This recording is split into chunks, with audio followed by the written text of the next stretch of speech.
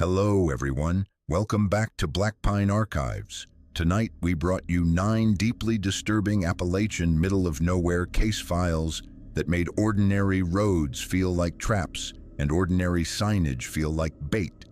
These were not presented as fiction. They were compiled from recovered recordings, dispatch logs, field notes, and first-hand statements from people who drove into the rain and found a place that refused to be mapped. If you appreciated grounded horror that stayed close to reality and let the documents speak, subscribe to Black Pine Archives and turn on notifications. These 9 stories shared patterns that did not belong to chance, and when the same details repeated across different counties and different years, the files stopped looking like coincidences. Settle in, keep your lights low, and remember that in the Appalachians, distance was never measured only in miles. Wesley Carter did not collect ghost stories. He collected receipts, toll timestamps, and gas mileage, the small proofs that kept long drives from turning into arguments later. He drove because he liked being the one in control of the route, even when the route cut through Appalachian ridgelines where weather changed faster than cell towers could keep up.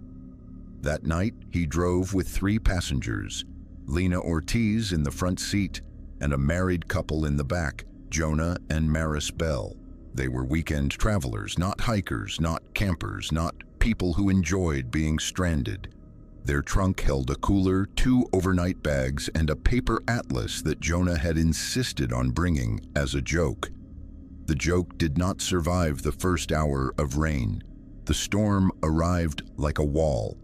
The kind of Appalachian rain that made headlights feel weak, that turned every oncoming reflector into a smear, that made the road itself look like it was dissolving. Wesley slowed from habit. Lena watched the navigation app because her phone had the better battery and the stronger carrier. My screen rerouted, then the road name disappeared like it never existed. From Lena Ortiz's note app export, the detour was ordinary at first. A secondary highway became a county road. The county road became patched asphalt with gravel shoulders. The gravel shoulders became mud, and the mud began to swallow the edges of the pavement as if the mountain was reclaiming what had been cut into it. They passed a line of dead reflectors nailed to trees, the kind of makeshift guidance used when proper signage kept getting knocked down. The navigator rerouted again. Then it displayed a thin gray line without labels and a blue position dot that drifted slightly off the road and corrected itself in small, nervous jumps. Wesley saw the first clue that something had changed when the map tiles stopped loading entirely.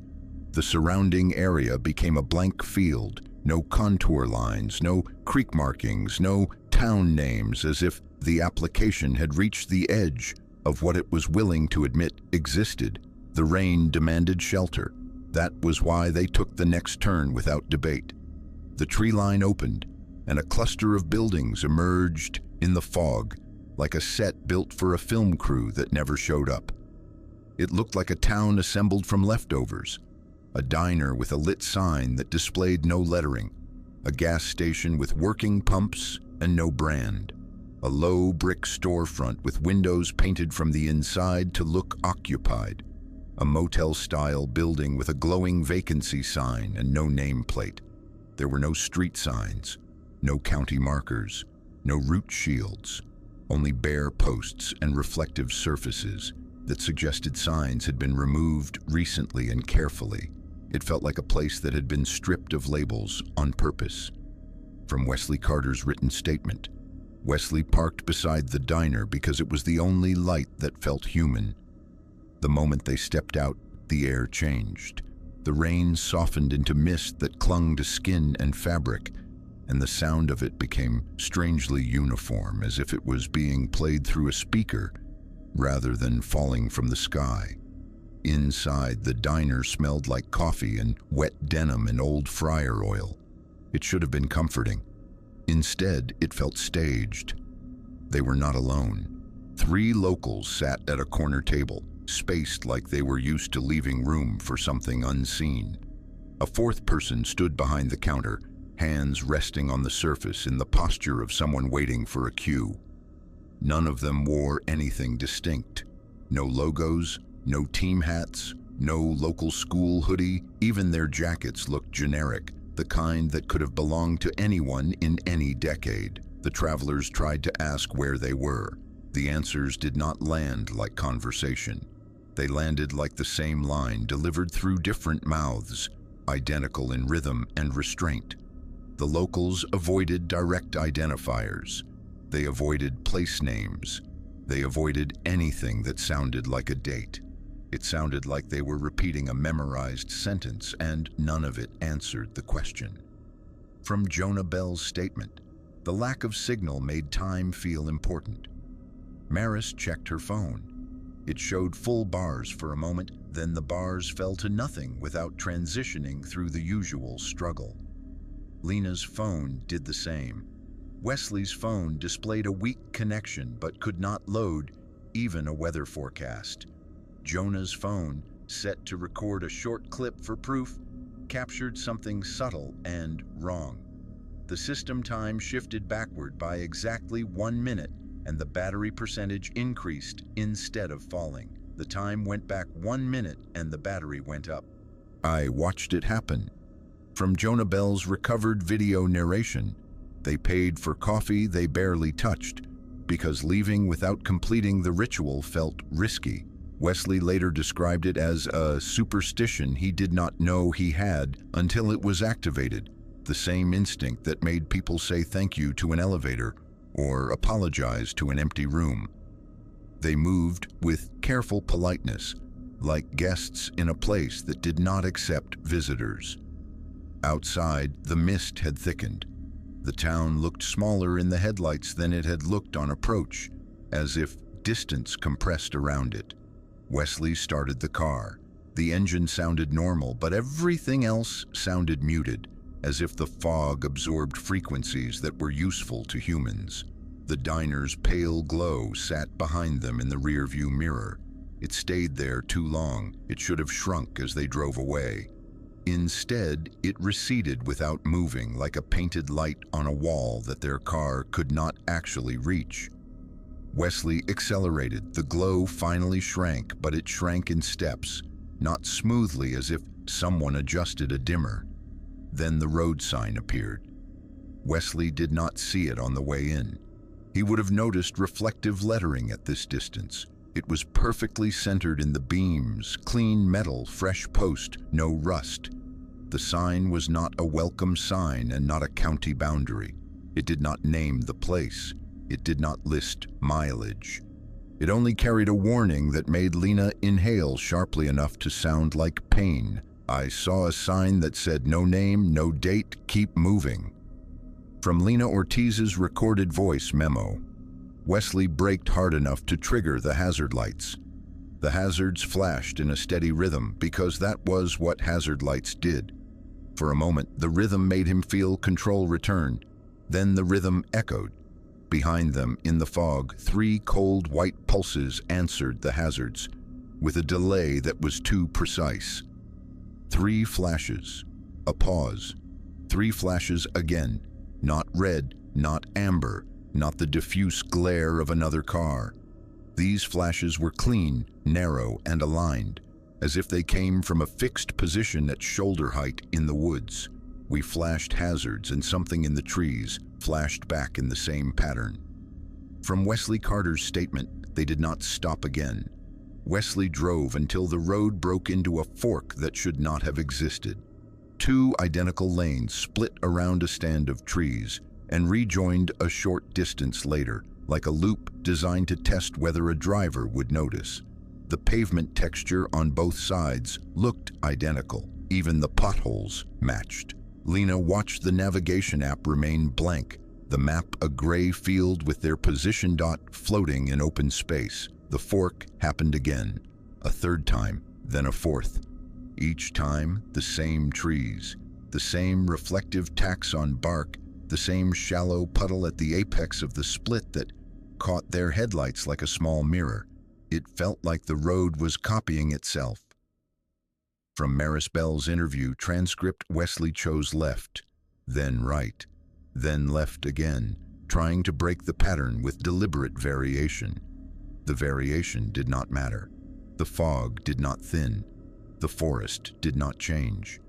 The diner glow, impossibly, appeared once more in the rearview mirror, not behind them on the road they had left, but behind them as if the town had repositioned itself to remain present. Jonah tried a call for help. The call connected once, thin and unstable. It did not drop. It did something worse. It turned silent, as if the line remained open but no longer belonged to a human network. My call connected, and then there was nothing, like the phone was listening to a dead room. From Jonah Bell's audio note, Wesley drove until the fuel gauge dipped, until his knuckles ached, until he realized he had been watching the clock too closely and the clock was not behaving. The dashboard time advanced. Lena's phone time advanced. Jonah's phone time lagged by 1 minute and then corrected. Maris's watch, a simple analog face, seemed to hesitate and then jump forward as if it had been nudged. At some point, the fog loosened. The road straightened. A familiar highway shield appeared, worn and real, bolted to a post with rust at the edges. The first bar of signal returned in a way that felt like waking from anesthesia. Phones erupted with delayed notifications. Weather updated. Messages arrived in a flood. The world reasserted itself without apology. By dawn, they pulled into a known gas station and sat under bright canopy lights that looked harsh and normal. They tried to retrace the route using daylight and GPS.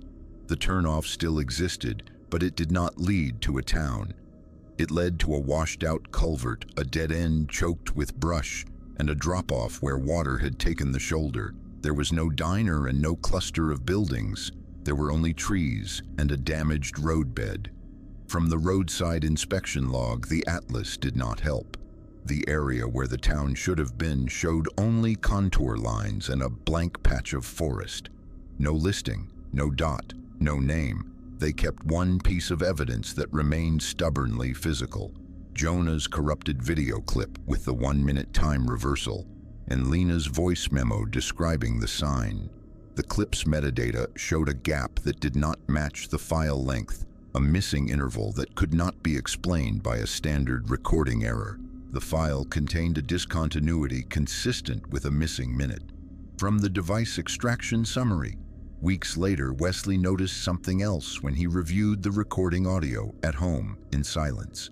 Under Lena's breathing, beneath the soft hiss of rain, there was a faint tapping that did not match the car interior. 3 taps, a pause. 3 taps again. Too quiet to notice in the moment, too patterned to be random. I did not hear it in the car. I heard it later in the recording, and it made my stomach drop. From Wesley Carter's follow-up statement archival transition, the next file arrived with a receipt taped to the cover sheet, its ink still dark. It suggested the road did not only erase names, it also collected them. The driver was used to miles more than places. His logbooks held fuel totals, load weights, and odometer snapshots, but not many town names. His name was Daniel Mercer, and he hauled boxes of hardware supplies across 2 states so often that the rhythm of driving had become its own kind of sleep. He trusted routine. Fill up before the tank dropped below half. Buy coffee that was too hot. Check the tires with the side of his boot. Keep moving. Highways, in his mind, were arteries. Back roads were shortcuts you learned by feel and forgot by name. Late in an autumn week, a construction delay pushed him off his usual route. A detour sign appeared with reflective arrows pointing toward the mountains. His navigation app promised a faster arrival if he cut through secondary roads instead of waiting in the line of brake lights. The sky had that Appalachian low ceiling, heavy and colorless. The hills rose around him, trees closing in on both sides as the lanes narrowed. The last branded truck stop fell behind. He watched his fuel gauge and decided to stop at the next station he saw, any station at all. He found one after a long stretch of unmarked blacktop. It sat at the junction of two unnamed roads, a rectangle of light under a canopy in the dark. The pumps were modern, the kind with card readers and digital displays. The canopy lights hummed, throwing down a hard white glare. Everything worked. Everything looked correct. But the signboard by the road that should have shown fuel prices was an empty frame. A dark rectangle with no numbers, no logo, no trace of what had once been there.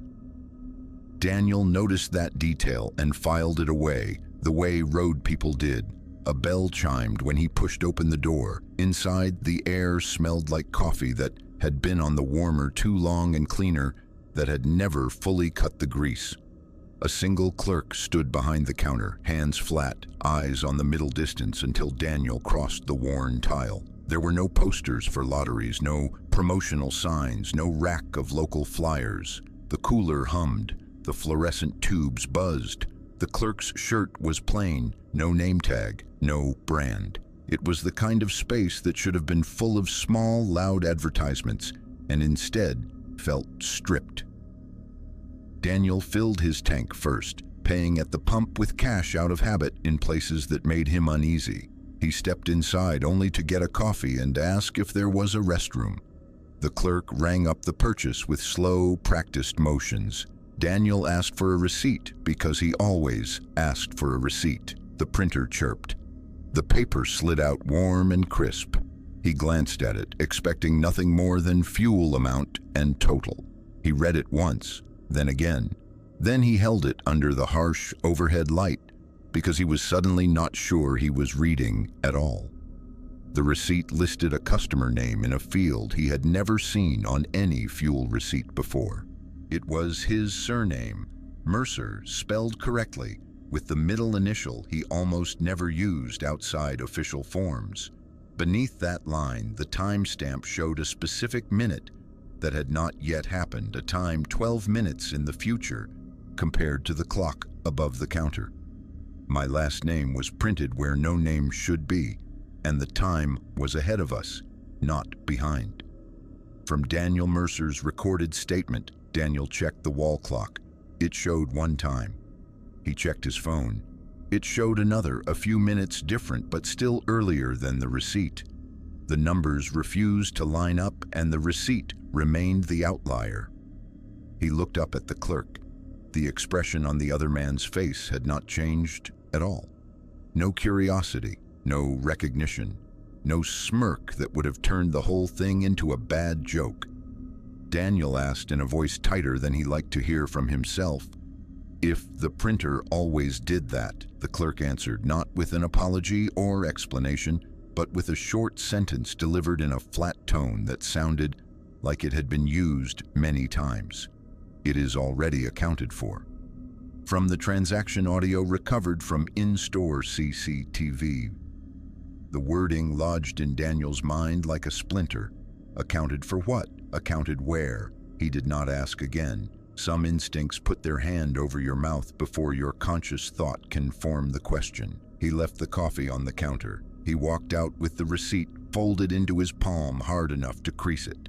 Outside, the canopy seemed brighter than before, the pumps standing like anonymous machines, their displays now idling with a message that did not show numbers, just the words, "Ready for next." The night beyond the light was thick and close.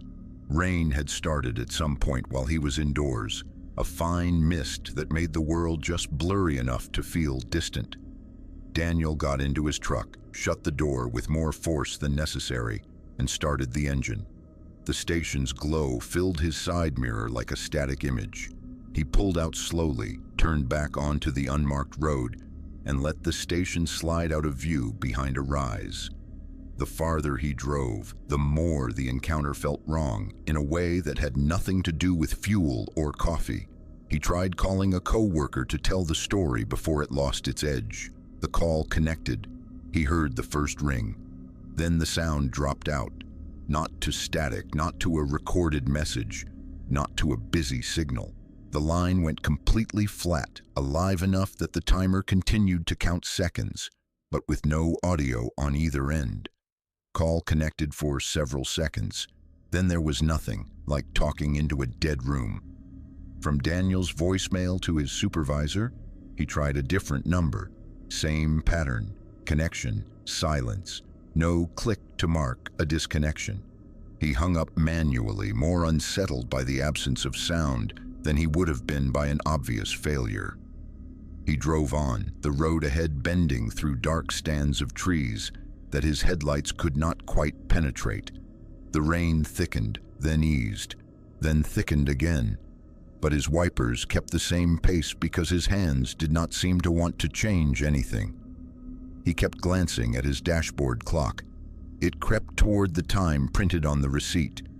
The closer it came, the more he felt a tightness build across his shoulders, an animal certainty that something waited at that minute mark. When the dash clock rolled past the exact minute on the receipt, one small thing happened in a way that would have been easy to dismiss if he had not been watching. His check engine light came on. There was no hiccup from the motor, no change in the feel of the steering, just the amber symbol blinking to life and then staying solid. It lit at the precise second his truck's clock matched the future time printed on the paper in his pocket. At the exact minute printed on the receipt, the check engine light came on and stayed on. From Daniel's later interview, Daniel eased onto the shoulder and parked. The rain had thinned to a mist that made haloed circles around the headlights. He stepped out into the damp air, opened the hood, and listened. The engine idled smoothly. No knock. No roughness. Nothing that matched the warning on his dash. He walked around to the back of the truck in a slow circle, more from unease than mechanical habit, and that was when he saw it, a small, perfect dot of paint on the rear bumper, placed at the center of the metal as if aligned by a measuring tape. The dot was dull white, the exact shade of the canopy lights at the station. He ran his thumb over it. The paint was dry to the touch, like it had been there for hours, not minutes. His truck had not had that mark when he left the warehouse. He was certain of that. He kept his vehicles as free of extra marks as his logbooks were free of extra words. He photographed it with his phone. The image saved with date and time, but when he checked the file details later, there was no location tag. Every other photo in his camera roll showed coordinates. This one did not. A state trooper intercepted him an hour down the road, after Daniel called in the check engine light and his concern about continuing without understanding what was wrong. The trooper ran a code scanner on the truck in the shoulder turnout. No faults stored, no pending warnings. The light on the dash had gone off by the time they met. The trooper's initial impression of the receipt was skepticism. He had seen prank cards and novelty prints sold at tourist traps. He turned the slip over in his gloved hands, looking for fake branding or a gag line. There was no store name, no address, no fuel brand. Only generic headings, the fuel total, and the customer field with Daniel's surname and middle initial. The timestamp no longer matched the world around them. It sat behind them now instead of ahead, a minute they had already moved through. Then the trooper noticed the bottom line of print, the small footer most people never read until someone pointed it out. Keep your paper, do not keep your time. From the scanned receipt footer, the wording stopped him for a moment. He asked Daniel if he had ever fueled there before. Daniel said no. He would have remembered a station with no brand signs and a customer name field that populated itself. The trooper filed his report with cautious language, framing the receipt as an anomaly in point-of-sale data and the paint dot as unexplained marking observed on vehicle bumper. He did not commit to more in writing than the bare facts allowed.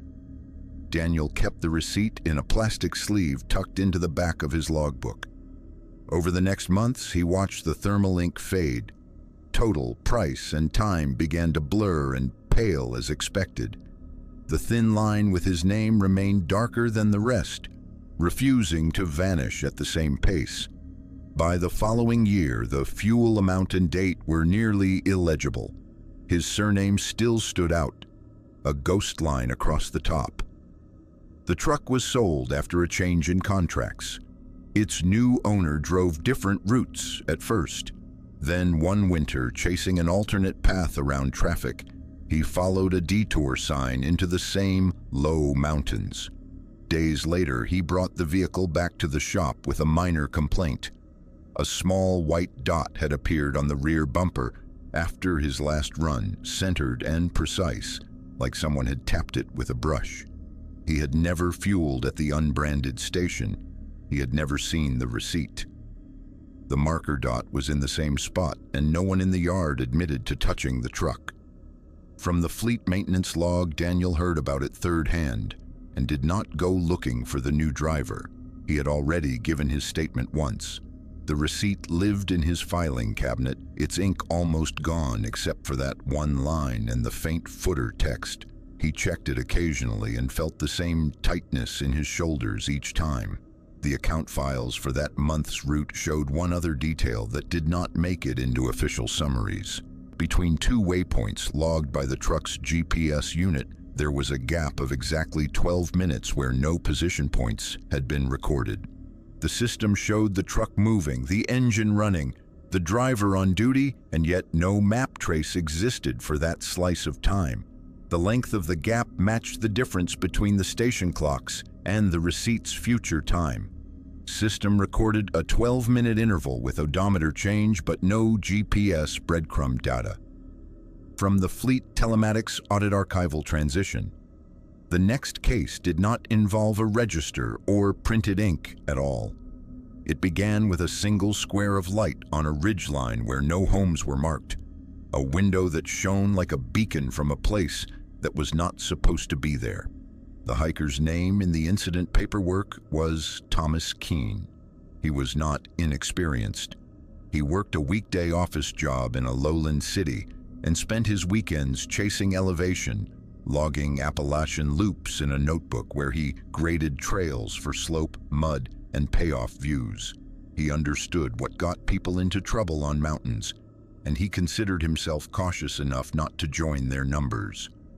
On a late autumn morning, he parked his car at a marked trailhead, locked it, and checked his gear with the practiced rhythm of habit.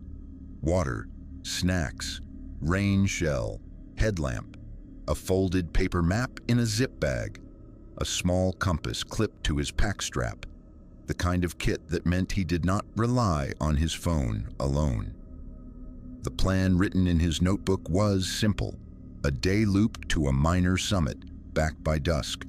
Weather forecasts had called for cloud cover and a chance of showers, nothing dramatic.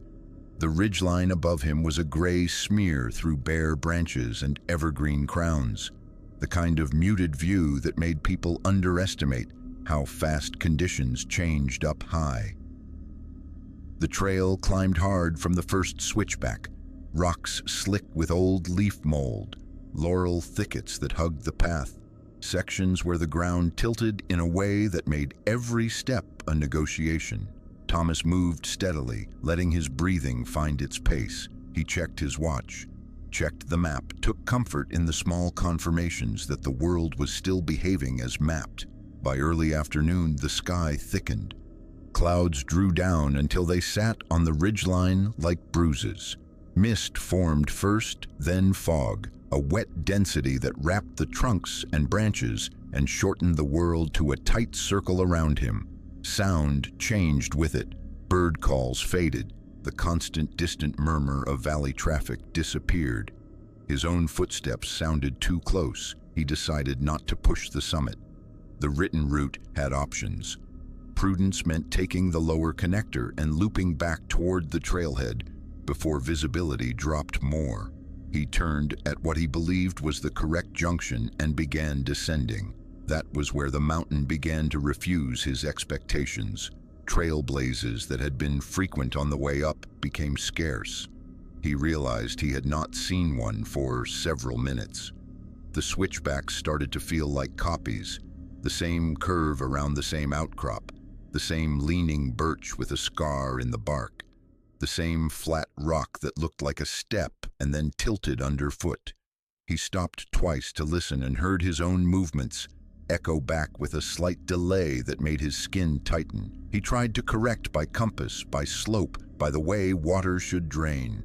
He took a bearing and stepped off the established path, intending to traverse gently downward and intersect the trail lower. The fog thickened into a white wall that made every tree look like the same tree. Then he saw the light. It was high above him and slightly to his right, a steady, warm rectangle in the gray. It looked like a lit window, curtains drawn aside, a lamp shining inside. It stood above the apparent tree line on a piece of ridge that, according to his map and his memory, should have held only rock and scrub. There was a window up there, warm and steady like someone was at home. From Thomas Keene's written statement, he froze with one hand on a slick branch, breath clouding in front of him. His rational mind offered explanations in quick succession. A ranger shelter, a fire lookout, an illegal hunting cabin. Mist made distances deceptive. Structures did exist in odd places. The problem was the map. He unfolded it in the wet air, careful not to let the paper soak. The contour lines for that section of ridge were tight and clean.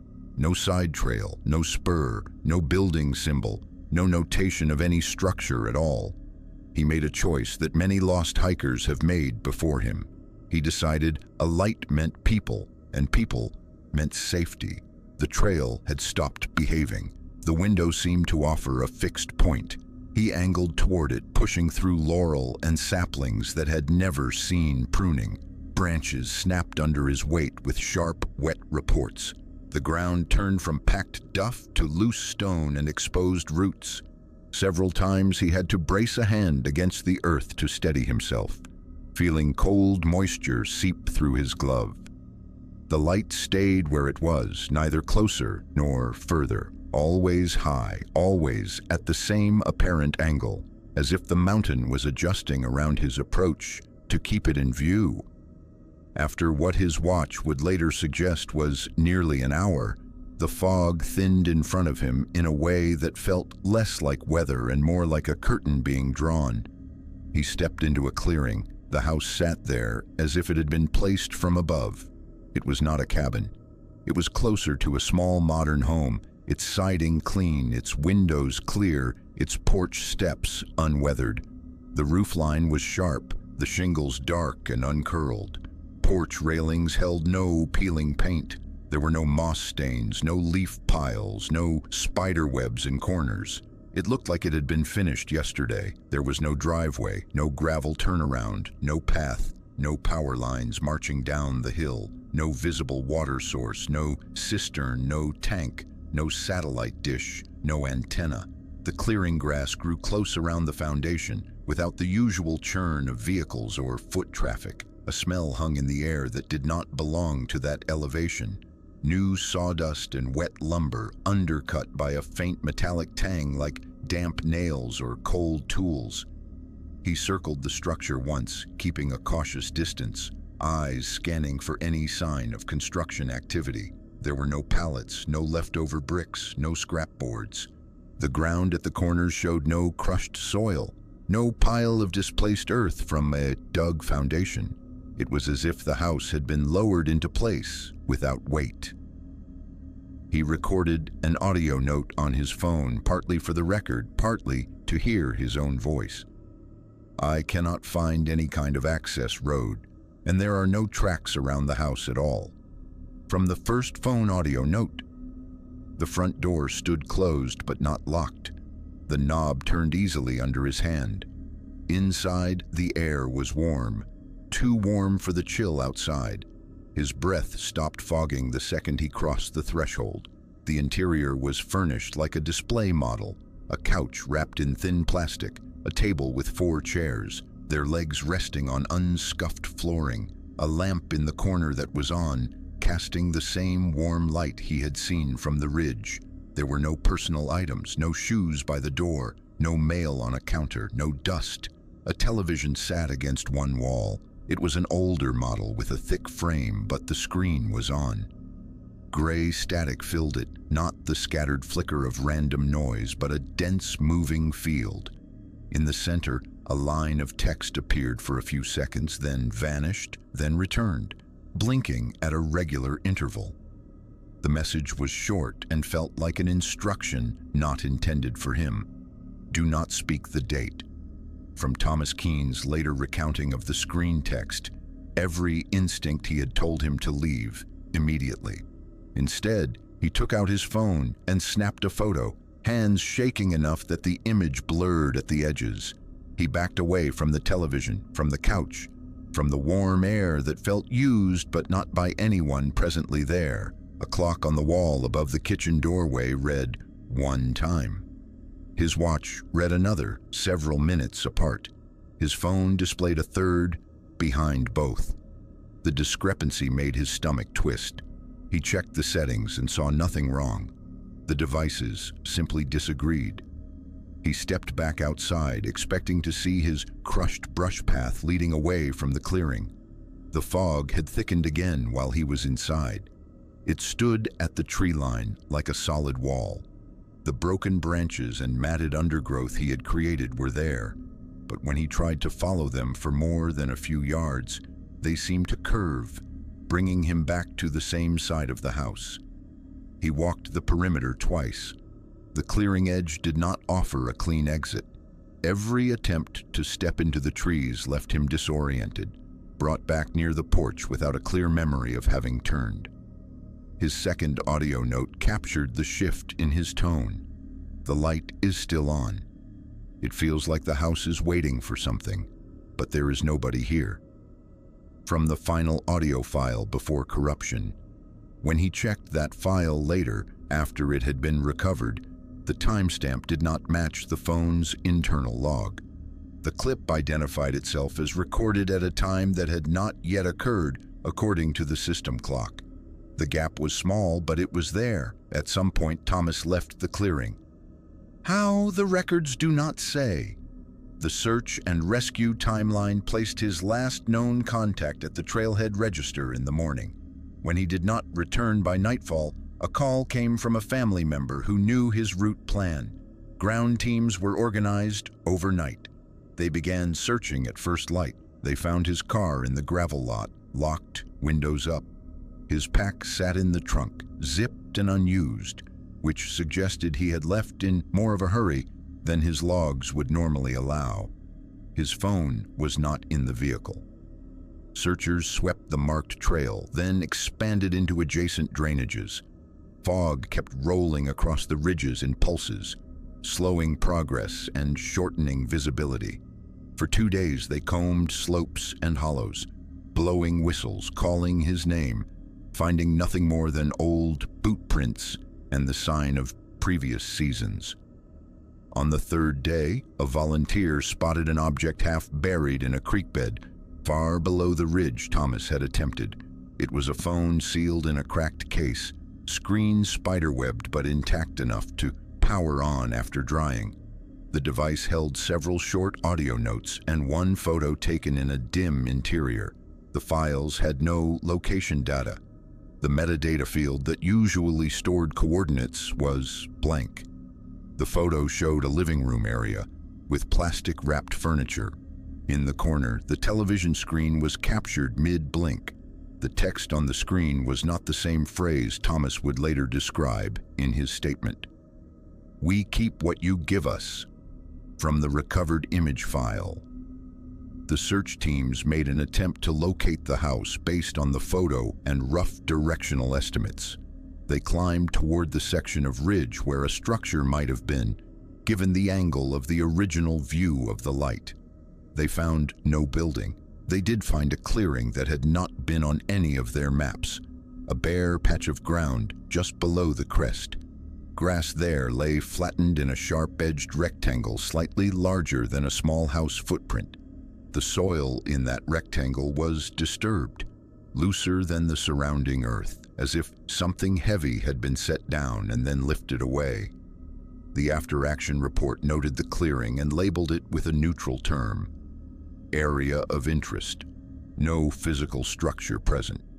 It did not attempt to explain the absence of any access road, any sign of utilities, or why the ground felt subtly warmer under the rescuers' boots than the surrounding hillside. Thomas Keene was never found. The case remained open until it aged into a different classification. His notebook, recovered from the car, held his last written entry for that day, a simple line under the planned route. Fog can hide the summit, but the map does not change. From the final page of his trail log on that mountain, the map had changed, or something had slipped between the lines. Archival transition. The next file in the sequence did not involve a missing hiker, but a man standing in the middle of an unmarked road, calling for an ambulance that never arrived because a dispatcher insisted his location did not exist at all. The man in the paperwork was listed as David Mercer, 38, traveling with a relative who had a known cardiac history. He was not unfamiliar with Appalachian back roads. He worked in delivery, knew which hollows killed cell signal, and which ridgelines gave you a single bar of mercy. He understood that in an emergency, you stopped, you called, and you made yourself visible. On that night, he was driving a 2-lane county route that ran like a seam between ridges, the kind of road that only appeared as a thin gray line on printed maps. Rain had passed an hour earlier and left the pavement dark and reflective. The forest pressed close on both sides. His relative in the passenger seat began to complain of tightness in the chest. Not the vague kind, but the concise, clipped description of someone who recognized the onset of something serious. David pulled onto the gravel shoulder. He flipped on the hazard lights and watched their amber pulses paint the wet trunks. He needed an address, a reference. Ahead of the hood, a green reflective road sign stood at the edge of his headlight throw, letters bright and sharp. He read the name twice to fix it in his memory. Then he dialed 911. He did what training videos and public service announcements told him to do. He gave his name. He described the symptoms. He gave the road name exactly as printed on the sign. He added the direction of travel, the approximate mile marker, and the last junction he had passed. He expected a sequence he had heard on television before, the typing pause, the confirmation, the reassurance that help was on the way. The dispatcher's voice remained calm, professional, and completely at odds with what she was saying. That road did not exist in the system. From the emergency call transcript, David thought he had misheard. He repeated the name slowly, spelling each letter as it appeared on the sign. He described the color of the sign, the height of the post, the fact that the name was not a faded relic but newly reflective, as if replaced within the last year. The dispatcher paused for a heartbeat. Then she repeated the same sentence in the same measured tone, with no reference to what he had just clarified. He had set a second device to record before he called, more out of instinct than plan. Later, comparisons between his personal recording and the official emergency log would reveal that the dispatcher's responses did not line up exactly in time. In the official version, the phrases were trimmed, clipped at the edges. In his version, there were microseconds of breath that felt human, followed by words that did not respond to what he was actually saying. She said it exactly the same every time, like she was answering a different call. From David Mercer's sworn affidavit, he pushed for any kind of reference point. He asked for the nearest intersection, landmark, town, anything. The dispatcher gave him a route number he did not recognize and named a township he knew for a fact was nearly an hour away in the opposite direction. He looked again at the sign. The letters had not changed. The reflectivity caught his hazard lights in the same way, a slow-on, slow-off glow. He tried to anchor himself by describing what he could see beyond the sign, a small gravel access track on the opposite side of the road, a rusted gate, a power line running parallel to the shoulder. The dispatcher acknowledged him with neutral fillers, then said something that did not belong in any script he had ever heard. "Remain where you were. Do not make signals." From the caller's secondary recording, the phrasing was wrong. Emergency operators did not discourage visibility. They told you to turn on lights, wave things, make noise. Hearing the opposite instruction sent a jolt of cold through his chest that had nothing to do with the weather. He glanced in the rearview mirror. The hazard lights flashed against empty pavement. No vehicles approached from either direction. The forest beyond the guardrail was a wall of black.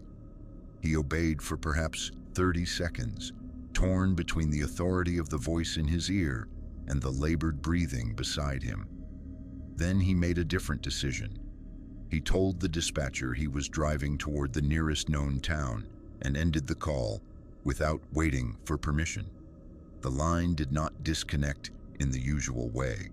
On his recording, the dispatcher's sentence trailed into a flat tone, then a silence that lasted longer than the call log showed. The relative in the passenger seat was pale and sweating, clutching at the seatbelt. David drove faster than he wanted on wet asphalt, scanning for any sign of a junction he recognized. Every time he glanced at the dashboard clock, it seemed to hold the same minute. His phone showed a different time entirely, 1 minute ahead. He passed another side road with no name, then another. The hazard lights continued to blink, casting orange pulses into the trees. For a moment he thought he saw something answer deep in the forest, a faint white flicker that kept pace with his flashers, but the next curve broke the line of sight. When he finally reached a town with a lit gas station and a strip mall, he did not waste time searching for a hospital. He pulled into an urgent care clinic that still had its lights on and physically helped his relative through the sliding doors. The receptionist hit a button and shouted for help.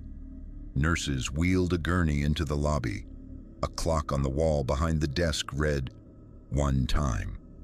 David's phone, when he checked it with a shaking hand, read another exactly 1 minute behind. The clinic registered the arrival at a specific minute in their electronic chart. The emergency system log later recorded the original 911 call as ending well before that time, even though David's personal recording ran longer. He drove back to the same stretch of road 2 days later in full daylight, because his mind would not let the discrepancy go. He wanted to photograph the sign to prove to himself that the letters had been real, that he had not misread in the dark.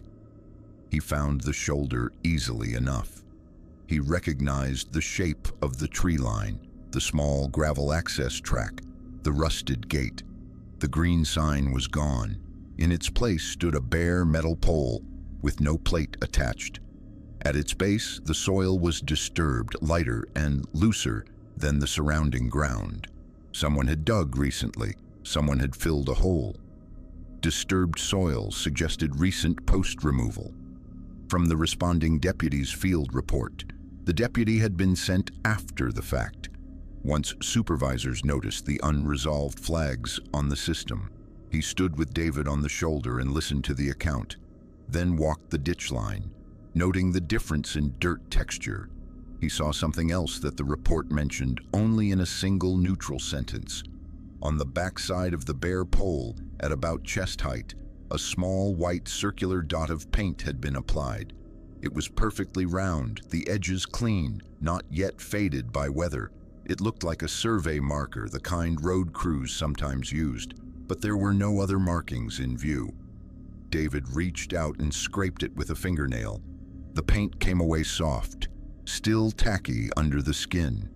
His hazard lights, when he tested them, reflected off the pole and the painted dot in different ways, as if the dot absorbed the flash and returned it on a delay.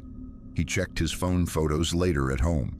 The images showed the pole, the disturbed soil, the paint dot. The metadata for the pictures had no GPS coordinates. The timestamps on the files were off by 1 minute when compared to other photos taken before and after. The emergency system audit closed the case with a note about a possible database error and outdated map layers. The phrase, "road not recognized by dispatch software at time of call," appeared in the internal memo, followed by a recommendation to update geographic information. The unusual instruction about not making signals did not appear in the official transcript. It existed only in David's recording, stored on a device that had been in his pocket while he watched the green sign shine back his headlights, spelling a name his dispatcher insisted was fiction, archival transition. The next file made the pattern feel less like a single anomaly and more like a broadcast. When the same message appeared in multiple houses, it stopped being accidental. The man who first reported it lived far enough into the hills that the nearest neighbor light at night was his own porch. His name in the file was Leonard Brooks, 52, lifelong resident, part-time mechanic. He knew what normal rural sounds were at night: owls, coyotes, the distant shift of trucks on the state route, the faint hum of a single transformer down in the hollow. What he heard that week was not normal. It started as a faint electronic hiss, just at the edge of perception when he stood on his back steps to smoke before bed. At first he thought it was wind through a loose power line. Then he noticed the weather was still, the trees barely moving, and the sound did not rise or fall. It sat there, a steady band of noise like a radio between stations. Each night it was a little louder. Each night it seemed to come from the same direction, down the old lane that passed 3 derelict houses in a row. Properties everyone in the area knew as dead structures that nobody bothered to tear down. Leonard had not been down that lane in years. He knew the first house had been empty since the owner went to a nursing home. He knew the second had burned once and been patched poorly. He knew the third belonged to people who left one winter and never came back. On the 4th night, the hiss came with a faint pulse, a rise and fall with a regular interval that made his teeth ache. He could not stand at his back door without feeling it under his skin, a rhythmic insistence. He took a flashlight and walked toward it. The lane grass grew high, seeded, and pale. His boots left a dark trail in the dew. As he approached the first house, the sound clarified. It was not a transformer. It was not a generator. It was the unmistakable, strangely nostalgic hiss of an old analog television left on a dead channel. The first house looked abandoned even in his beam. Porch sagging, paint flayed off in strips, window curtains turned to gray lace. The front door stood a few inches open, not enough to suggest a break-in, just enough to say nobody had bothered to close it properly the last time they used it. Light from inside was not bright, more of a pallid glow that pulsed with the hiss. Leonard told himself he was checking for squatters. In his later statement, he admitted that curiosity moved his feet more than responsibility. He put his hand on the door and pushed. The air inside smelled of dust and old plaster. The noise grew sharper. In the living room, on a low stand, an old box television sat facing a collapsed sofa. It was plugged into an outlet that had not carried current in years by the utility records. The screen showed gray snow moving in restless patterns. Every few minutes, the pattern froze. A rectangular block of white text appeared in the center of the screen, clean and sharp, like a caption on a broadcast. It stayed for a few seconds, then disappeared, and the static resumed. He watched long enough to time it against his wristwatch. The screen changed every 7 minutes exactly. From Leonard Brooks's signed statement, the message itself was simple. All capitals, no logo, no station identification. Do not name your location. From the first responder's photo, Log Leonard backed out, leaving the door as he had found it. The hiss seemed louder now that he knew what made it, as if awareness had turned the volume up. He walked further down the lane to the second house. The second structure was a twin in decay.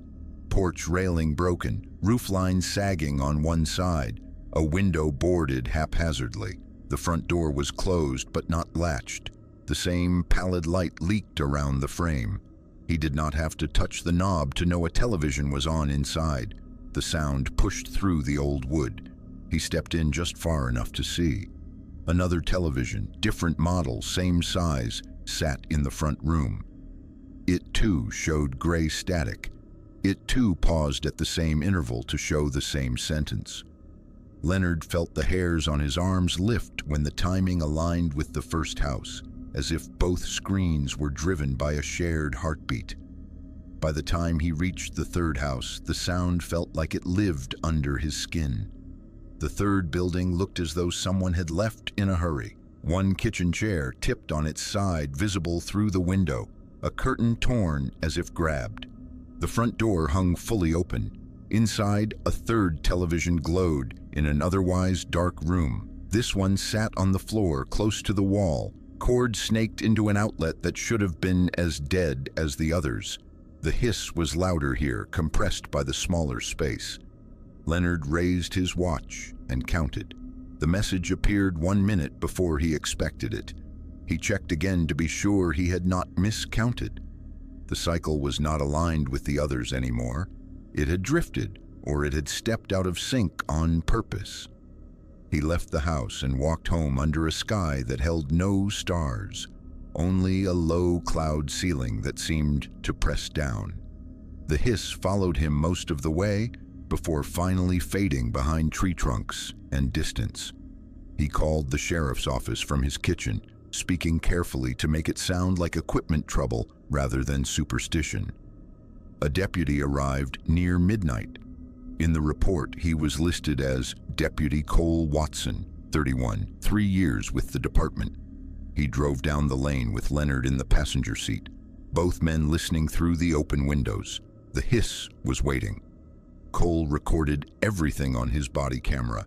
He carried a portable voltage tester and a small non-contact current detector clipped to his belt, tools meant for checking unsafe lines in crash scenes. At the first house, he confirmed what the power company would later verify. There was no active electrical service. The meter had been pulled. The line at the pole showed no load. The television did not care. It stayed on, static curling across the glass. Cole watched the message appear and documented it. 7 minutes later, it appeared again. 7 minutes after that, again.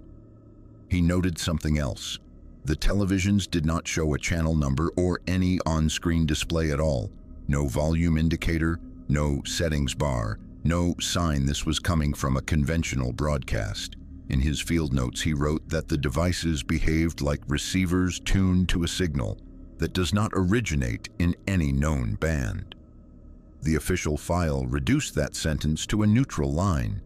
Television sets displayed identical text message on repeating interval. From Deputy Watson's initial incident report at the second house, he found the same arrangement, the same hiss, the same command. At the third, he arrived just as the message flashed early. His body camera timestamp recorded the gap. Video showed a discontinuity consistent with a 1-minute gap.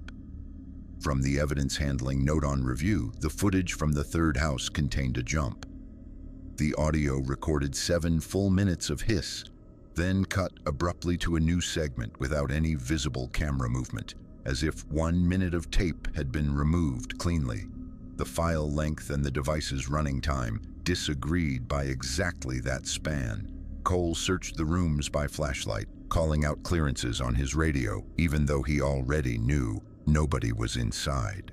Furniture wore a skin of dust that marked the path of his boots clearly. No footprints overlapped his. No recent food, no personal items, no signs of a prankster's camp.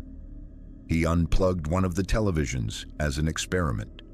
The hiss continued for several seconds after the cord left the outlet, slowly fading like someone letting go of a held breath. When he plugged it back in, the static returned at full strength without a boot-up flicker. On the back of each set, near where the casing curved, a small circular white marker dot had been placed. The paint was clean and unchipped. All 3 dots were at the same height, the same position, as if measured. The field report recorded them as possible inventory marks, but no local supplier recognized the pattern. Leonard went back to his house before dawn. Cole stayed long enough to place crime scene tape across the doors, less for legal reasons than to mark a boundary against whatever was using those rooms. The hiss followed him down the lane until he reached the county road. By then, gray had begun to lighten the sky. In the morning, a second team returned with a power technician. All 3 televisions were off. No hiss, no glow. The screens reflected only the pale daylight and the shapes of people standing in front of them. The marker dots remained. The cords lay where Cole had left them. Grass near the thresholds told a different story. Where the yards had been uniformly tall and unbroken the day before, there were now neat, flattened paths leading to and from each front step, as if many feet had walked the same line back and forth in the hours between midnight and sunrise. The technician tested the outlets again. They read as dead. He traced the lines back to the poles. The feed stopped a quarter-mile up the road, where a storm years earlier had taken down a segment that was never repaired. There was no way, by any normal understanding, for those sets to have functioned. Later audio analysis of Cole's body camera captured something he had not consciously noticed in the moment. Under the hiss, layered deep and faint, a voice spoke at intervals that did not match his own movements or Leonard's. It sounded like a dispatcher voice, but it did not match any local channel.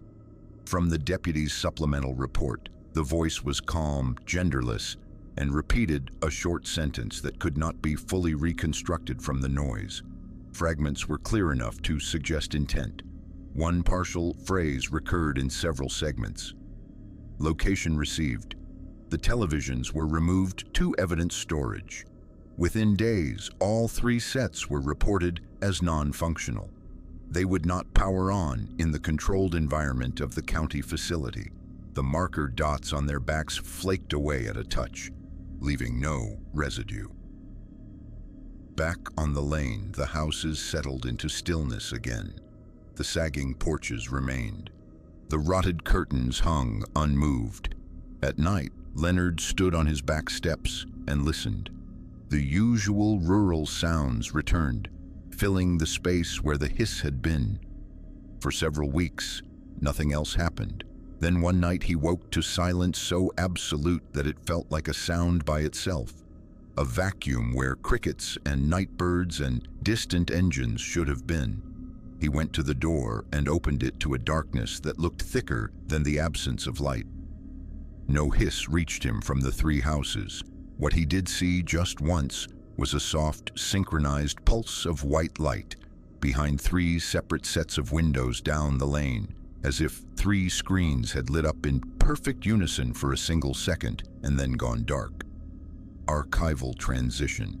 The next case file arrived with paired images of a creek crossing, one taken under a clear afternoon sky, one taken in the dead center of night. The daytime photograph showed nothing but cold water and slick rocks. The night frame showed a wooden bridge that had no business being there at all, complete with wet footprints leading into the trees. They were not lost when they first saw the creek. They were ahead of schedule. The group consisted of 4 friends who had been camping together for years.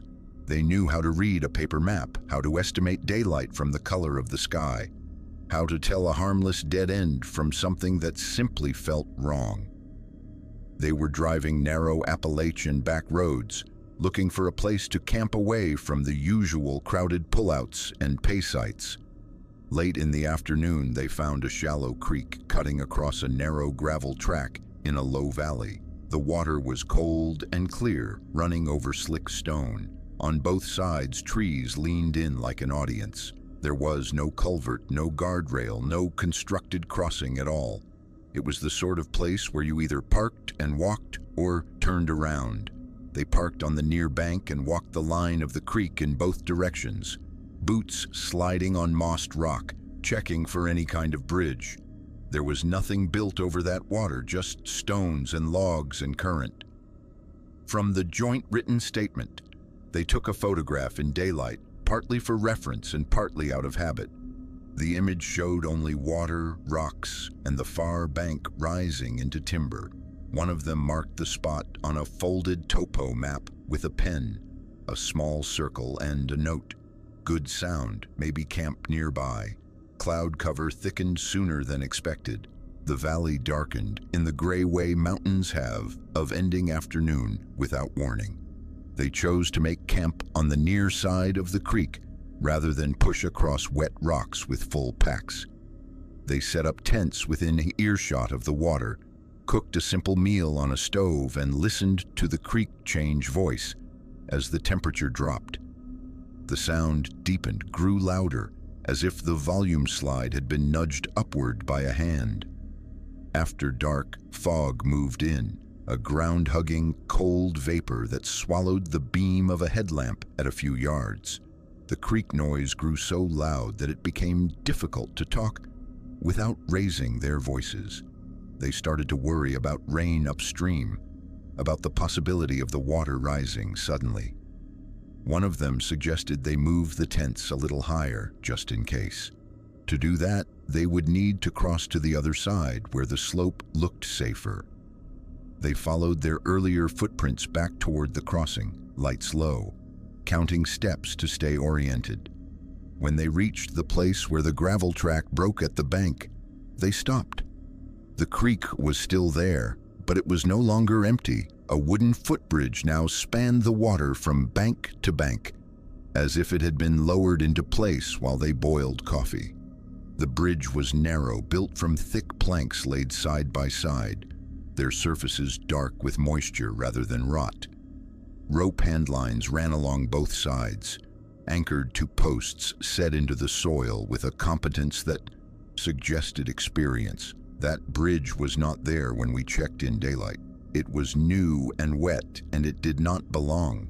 From the group's recorded account, they approached cautiously. The planks were wet under their hands. The ropes were damp, not with rain, but with the clammy coolness of something recently handled. There was a faint smell of cut wood and river algae. No nails stuck up. No boards squeaked when they pressed down. Then they saw the footprints. Wet impressions ran along the center of the bridge, heel to toe, spaced at exactly the same distance all the way across. No mud clung to the planks. No grit trailed off at the edges. The water had left marks and then receded, but the pattern did not look like any of theirs. It looked like a template had been pressed along the boards with careful, mechanical precision. One of them held up a phone and filmed the structure, panning from the near bank to the far. The phone's clock in the corner of the frame showed a time that all of them saw with their own eyes. Later, when they exported the clip, the file data claimed it had been recorded 1 full minute earlier than that moment. The timestamp on the clip was off by 1 minute. The file insisted it started before we even walked back to the creek.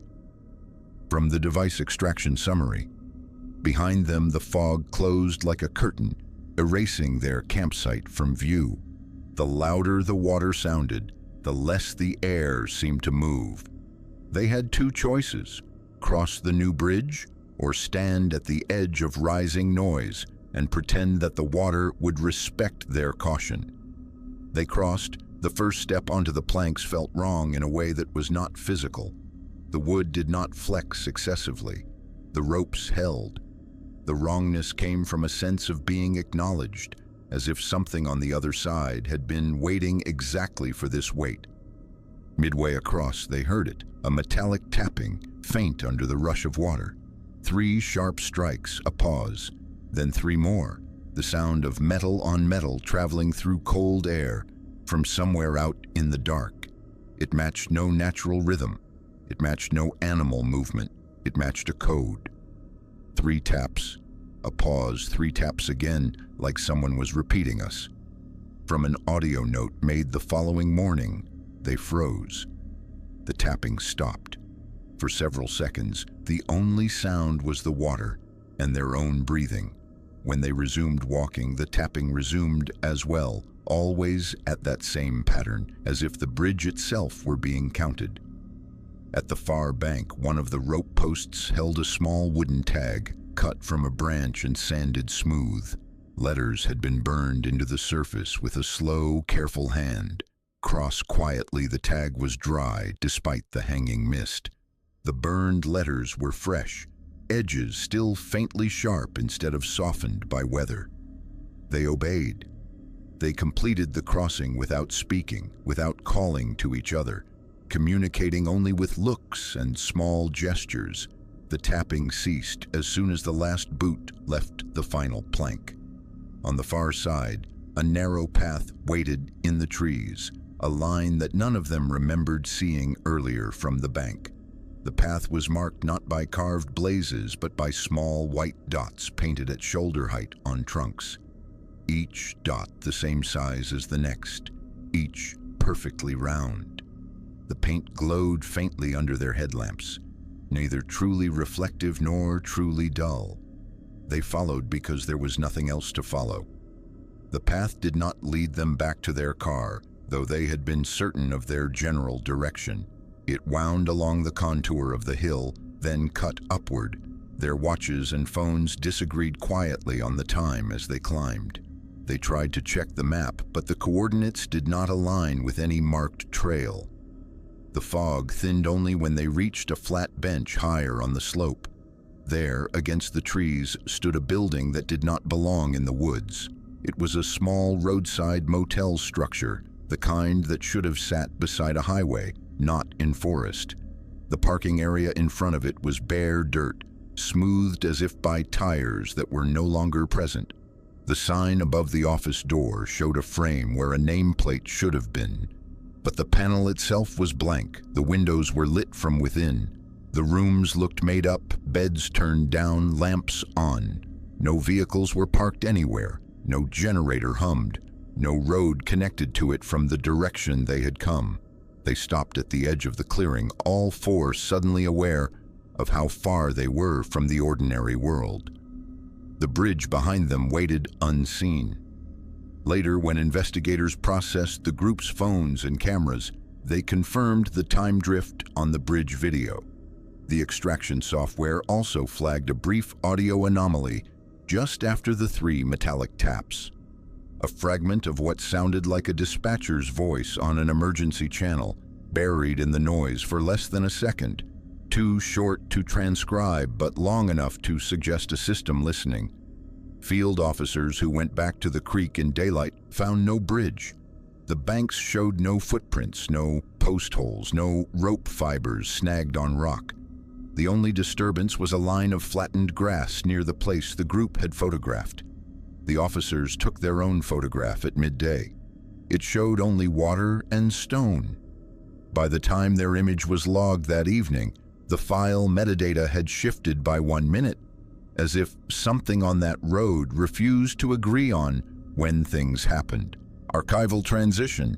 The 7th file opened inside that impossible motel. There was no listing for it in any registry, but the guestbook told a different story, filled in with names that had not yet arrived. They were not supposed to be on that road after dark.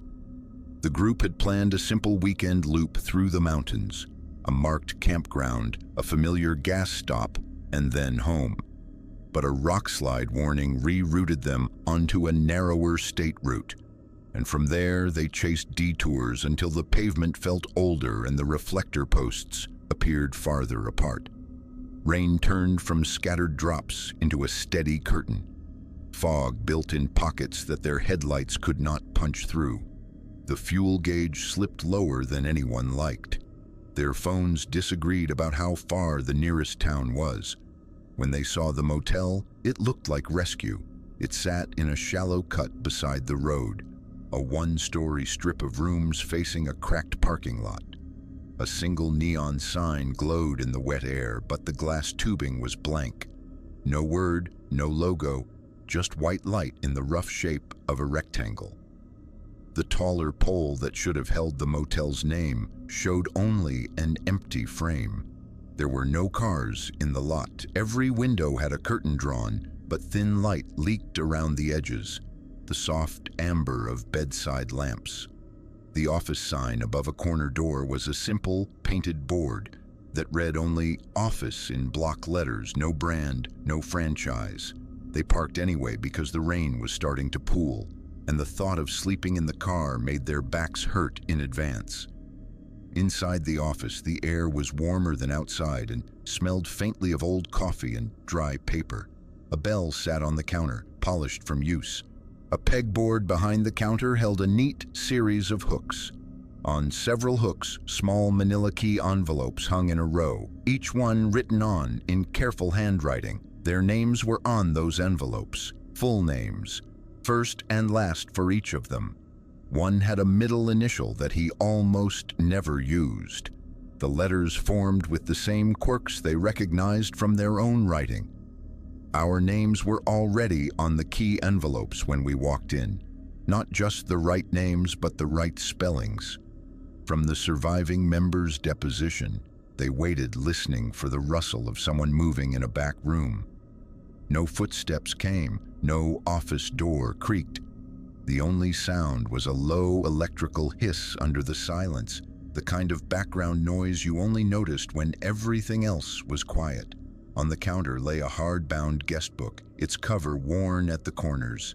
It was open to the last page of entries. The date line at the top of that page showed tomorrow's date written out fully, month and day and year, in the same careful hand. Below the date, 3 entries filled the spaces in order. Each entry listed a name, an address, a number of nights. Each signature at the end of the line matched one of theirs, down to the way a loop closed on a specific letter, down to the slight hesitation mark where one of them always lifted the pen. The book showed our signatures with tomorrow's date, like we had already checked in and just forgotten doing it. From the photographed guestbook page, the pen beside the book was uncapped. A small shine of ink glistened on its tip.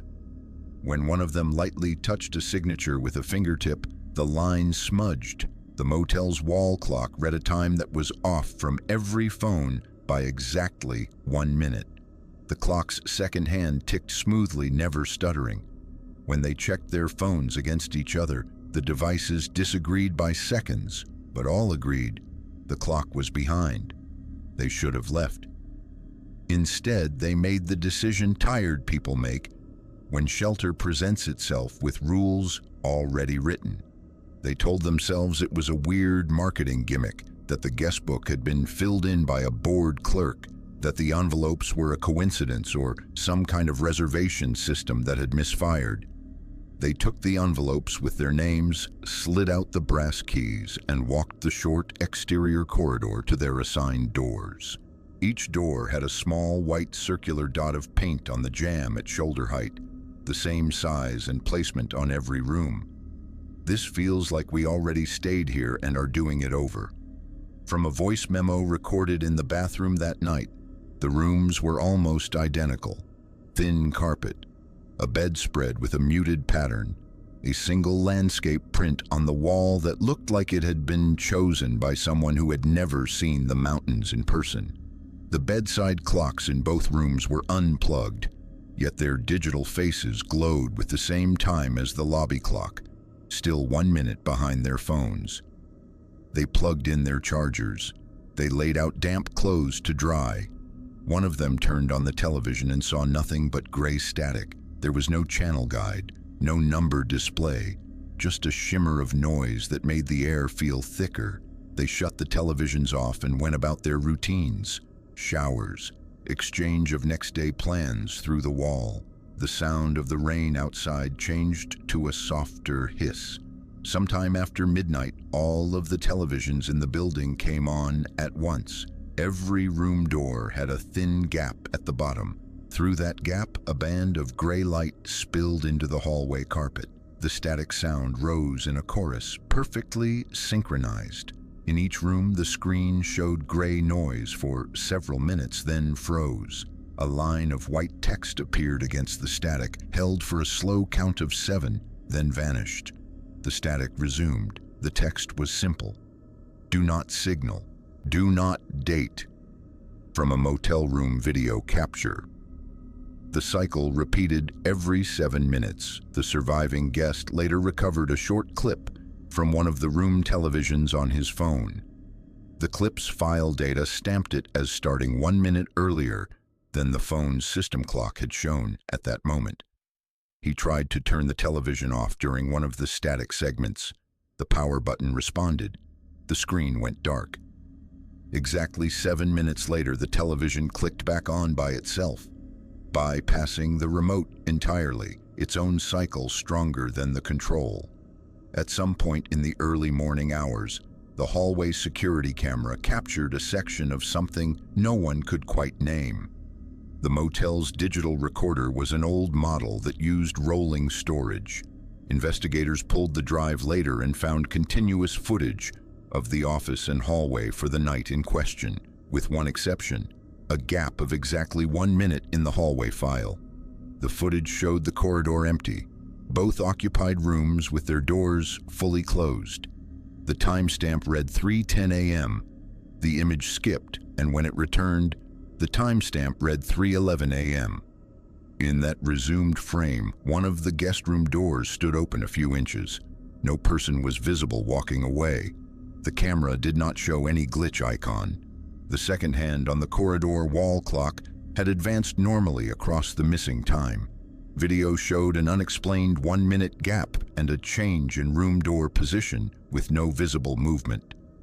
From the evidence handling note, in the room where the door had opened, the bed covers were folded back neatly when the others finally forced themselves to check. The shoes belonging to the missing member were lined up beside the door, toes pointed inward as if waiting to be put on. His phone lay on the bedspread, screen lit, recording. The clip on that phone showed the ceiling, the fan blades turning at a slow, steady rate that never varied. The audio track held the hiss of static from the television, and underneath it, a thread of another voice, too faint to hear in real time, but clear when enhanced. The voice sounded like a dispatcher on an emergency channel, calm, measured, repeating a single phrase. Remain where you were. From the missing person's phone, audio, the phrase matched a fragment captured months earlier on an unrelated emergency call from a road that did not exist in the dispatch system. The remaining 3 fled at first light. They did not stop at the office. They did not look for a clerk. They left the keys in the ignition of their own car by mistake and had to double back 2 steps to retrieve them, all the while feeling watched by windows that held no faces. When they reached the bend in the road overlooking the motel site and glanced back, there was nothing there. No building, no sign, no parking lot, only a clearing of raw earth and grasses, pressed flat in a rectangular outline. The asphalt turnout looked fresher than the surrounding road, like a scar that had not finished healing. A later search of county records showed no motel license, no property tax listing for any commercial structure in that stretch. Satellite imagery from the previous year showed only trees. The guest book recovered from the office after an anonymous tip contained not only their signatures dated for the future, but the same names written again several pages earlier, with an older year, identical handwriting, as if the book itself looped guests the way the roads looped time. On the back cover of the guest book, near the spine, investigators documented a small white circular dot of paint, the same size and color as the dots on the room door jambs, and the same as those found on road signs and bumpers in other files. Archival transition. The 8th case file began with a warning sign nailed to a tree that looked like a joke, until the moment it needed to be taken seriously. A board that read only one instruction in black paint: do not signal. They were not supposed to stop there. The couple had left the interstate hours earlier to avoid a long construction delay, following a navigation reroute that promised mountain scenery and only added minutes. The rain that began as a mist turned to a steady fall, beating on the windshield. and softening the painted lines until the edge of the lane looked more imagined than marked. The road narrowed, shoulder fading into a shallow ditch lined with wet grass and rock. On one downhill curve, the car's rear end drifted. The driver corrected once gently, the way you were supposed to. The tires hit a patch of water pooled over packed leaves. The steering went light. For a few seconds, they were passengers in their own vehicle, moving sideways in a slow slide that felt quiet and inevitable. The car dropped off the pavement into the ditch with a heavy, muddy thump. Airbags did not deploy. Windows did not break. The engine stalled and then caught again, coughing once before settling into a rough idle. They were uninjured, heart rate spiking, words tumbling out, breathing too fast and then deliberately slower. The car could not climb out. The wet grass and slick mud turned the tires without giving them purchase. Each attempt dug them in deeper, tilting the vehicle slightly toward the ditch bank. They turned on the hazard lights and watched red triangles flash against the mist. The road was too narrow to feel safe. Any speeding truck taking the curve too wide might not see them until impact. They decided to move. They left the car sitting at an angle, locked but still running, and walked forward up the road. Phones held like dowsing rods, thumbs waking screens to check for a signal bar that did not appear. Fog hung at head height, glowing faintly with each blink of the hazards behind them. The sound of the engine followed as a muted hum. Around the next bend, they found the sign. It was nailed to a tree at eye level, a rectangle of pale wood with letters painted in flat black. The paint had not run in the rain. The edges of the board were clean, unwarped by weather. The bark around the nails showed only fresh scars. The message was simple: do not signal. From the roadside photo submitted with the report, they stared at it long enough for a shiver that was not from cold to move through both of them. It felt like a joke, the kind of dark roadside humor someone might stage for social media. They looked for a logo, an initial, any sign that it was a prank. There was nothing but the words. They walked a little farther and found a second sign on another tree. The same board, the same paint, a different line: do not flash. From the same photo series, they laughed once, a short, brittle sound, because people laughed when fear arrived too early and had nowhere practical to land. They told each other it was ridiculous that they could not afford to listen to a piece of wood when they needed help. The road was empty. The fog felt thicker. The idea of staying invisible started to feel more dangerous than being seen. Back at the car, they took inventory. There was an emergency triangle, a reflective vest, a handful of small battery lanterns, and one road flare. The flare felt like the most effective option. It also felt like the one the signs had warned them about. They ignored the feeling. The driver stepped out into the drizzle, struck the flare, and watched the chemical red flame bloom, spitting sparks. The light carved a circle in the fog, harsh and comforting. He held it high, arm extended above head height, and turned slowly so that any distant driver would see the moving glow. The response came in moments. From deeper in the forest, past the ditch, beyond the first line of trees, 3 white flashes pulsed in exact succession. Bright, clean, not filtered by rain. They did not scatter like reflections. They appeared and disappeared, with hard edges. 3 flashes. A pause. 3 flashes again. 3 flashes answered within seconds, like they had been waiting for us to light anything at all. From the driver's written statement, the flashes were too low and too uniform to be lightning. They were too perfectly spaced to be someone stumbling with a flashlight through brush. The distance was wrong, close enough that any human moving quickly enough to respond in that time would have made noise. The couple did not hear branches break. They did not hear feet on undergrowth. The forest behind the lights remained a dark, wet wall. They dropped the flare into the ditch, where it hissed in the water and burned down, in a smaller, sulking circle of orange. The red glow lit the underside of the branches in a way that made them look turned, as if they were leaning in. They ran back to the car. As they moved, smaller points of light appeared at lower heights between the trees, cold and white and overlapping, pacing them in uneven lines. The passenger would later describe them as headlights, if someone had dozens of cars stacked on top of each other and turned only some of the lamps on. They reached the vehicle, climbed in, and slammed the doors. The interior light flicked off. The hazard lights continued their steady rhythm outside. The driver's finger hovered over the hazard switch, then dropped away when they both realized the pattern of the flashes in the forest had matched the blink rate of their own emergency lights. They turned off the hazards. For a second, the world went dark except for the dim glow of the dashboard. Then their car horn sounded, a short, sharp burst that made both of them jump.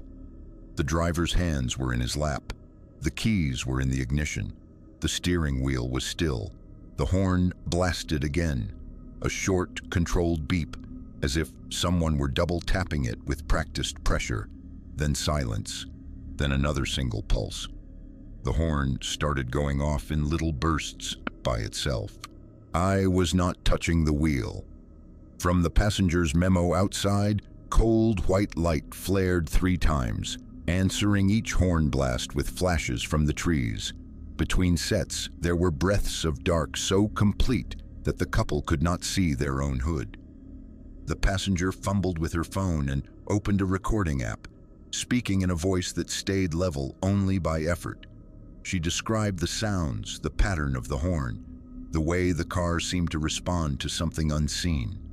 The recording captured her breathing, the horn bursts, and faintly, the spaced flashes reflected off the wet road surface. In the distance, underlying the forest's silence, a thin metallic tapping seemed to travel along the tree line. 3 taps, a pause, 3 taps. The sound of metal striking metal, not loud enough to be close, clear enough to be deliberate. The flare's light finally died. Darkness thickened. They stayed in the car, seatbacks stiff, hands gripping the fabric. They did not try to signal again. The sign's instructions had shifted from absurd to baseline reality. Do not signal, do not flash, do not invite that answering pattern.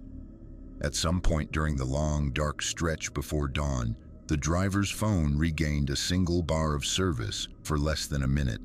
A notification popped up and vanished before he could read it. Later, the carrier log showed an incoming call to his phone from his own number, lasting exactly 1 minute with no audio recorded. They did not know that at the time. What they knew was the change in the air when the white flashes stopped. There was no fade. One moment the forest responded with light and tapping. The next moment the trees were only black silhouettes against a slightly lightening sky, and the water in the ditch sounded like ordinary runoff again. A truck driver heading to a quarry shift found them shortly after first light. He said later that he did not take his usual route that morning.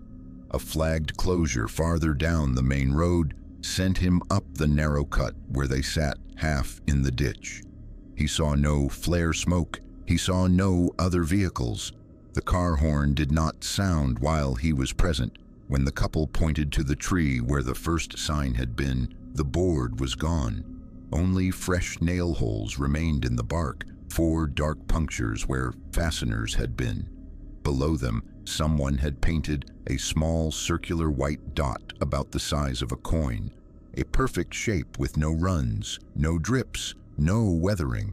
The second tree held the same nail scars. No board. The words "do not flash" existed only in the couple's photos and in their description. The roadside report filed later by the investigating deputy noted the odd mix of presence and absence. The submitted photos show warning signs with fresh lettering. On scene, no boards were located. Bark displayed recent nail holes and a small white marker, dot consistent with other cases. From the deputy's field report, the couple requested a copy of their phone recording for their own records. When an analyst extracted the file, they found a glitch in the timeline. The audio length measured 1 minute longer than the time range indicated by the device clock. Within that stretched segment, there was a faint additional voice, layered under the passenger's words, not loud enough to identify, repeating a phrase in a cadence that matched dispatch center speech. The phrase, when enhanced, was a simple instruction: do not make signals.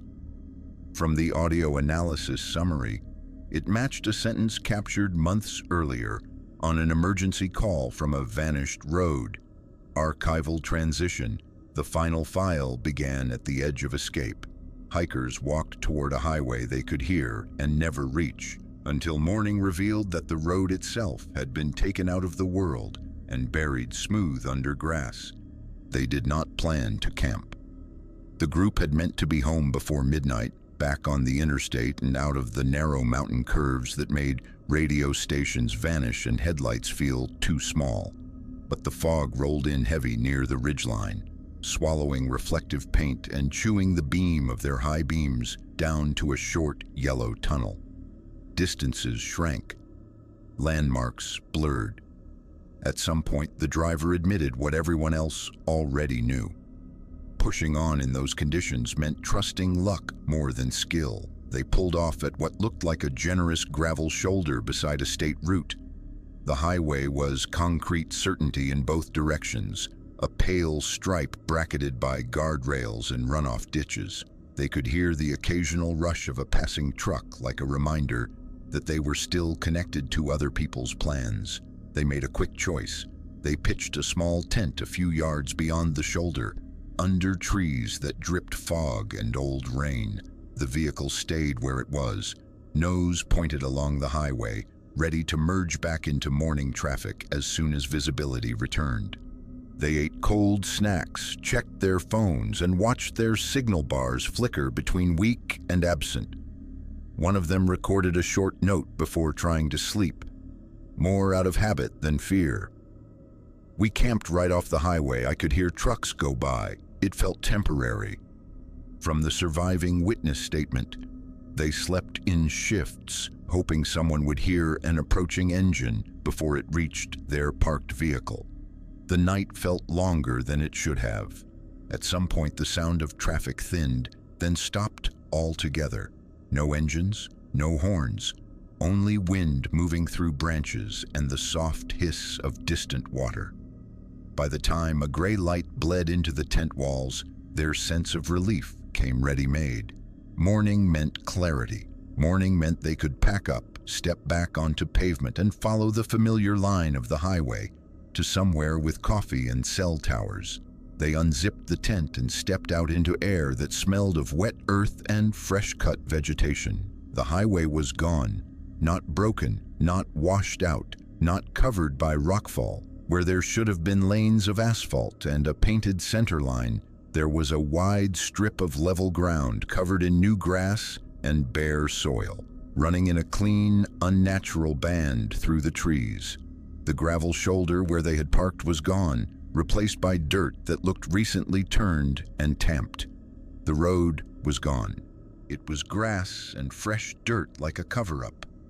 From the surviving witness statement, they walked forward in a stunned line, boots damp with dew, trying to make the scene resolve into something rational.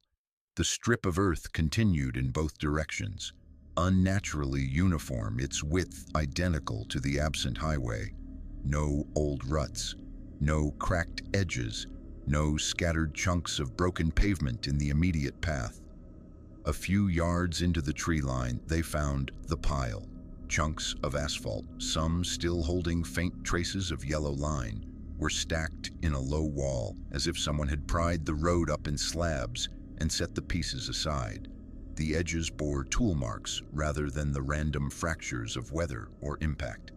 The stack sat on untouched leaf litter, with no sign of heavy machinery tracks leading to or from it. A county road crew later described the scene in language that tried to avoid conclusions. No machinery ruts consistent with excavation were present. Asphalt fragments appeared cut and placed rather than broken in situ.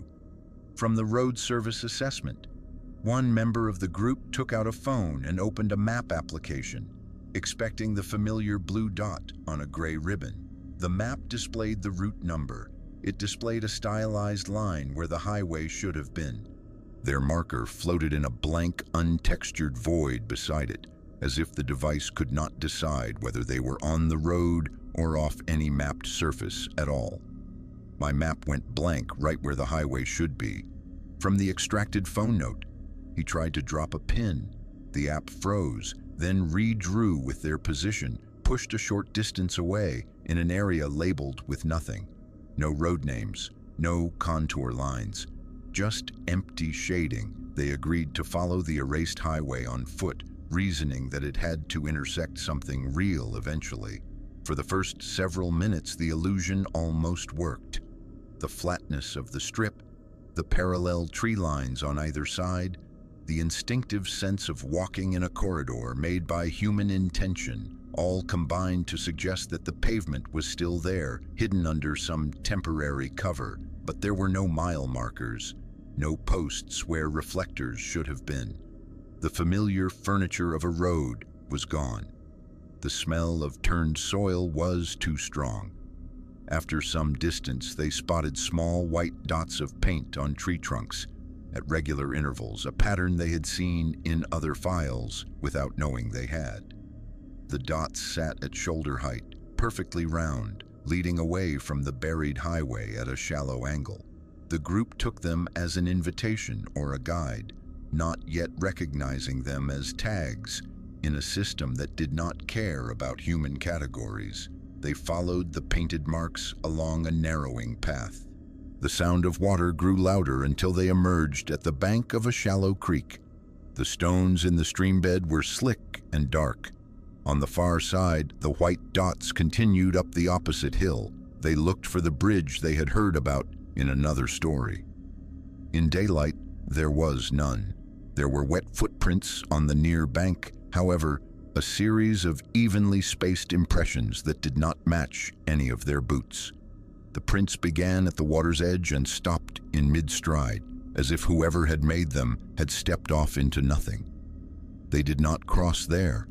Something in the air felt wrong, dense in a way that made their nerves react. They turned back toward camp, intending to regroup, to choose a different direction, to treat the situation like a navigational problem instead of an existential one. When they reached the patch of trees where they had slept, the tent was still there. The vehicle was not. The flat strip of covered road beside their campsite showed no drag marks, no tread prints, no oil drips. Only a single circular white paint dot marked the ground where the rear tire had rested the night before. A target-like symbol that matched the dots on the trees in tone and precision. Vehicle missing, no evidence of forced entry or towing. White circular marking present at presumed tire position. From the responding deputies' report, panic finally sharpened. They shouted until their throats hurt. They listened for engines and heard none. The world felt muffled, as if something had placed a layer between them and the usual noise of human movement. Hours later, as the light began to turn from gray to the low gold of late afternoon, a driver in a delivery van spotted a figure walking unsteadily along a different county route many miles away. The figure matched one of the missing group, clothes damp, skin scratched by underbrush, eyes unfocused. The driver called it in. Emergency services transported the survivor to a hospital. The intake nurse recorded their statement in fragments. I remember the road and the dirt, and then nothing. And when I checked my watch, it had skipped ahead exactly 1 minute that I did not live.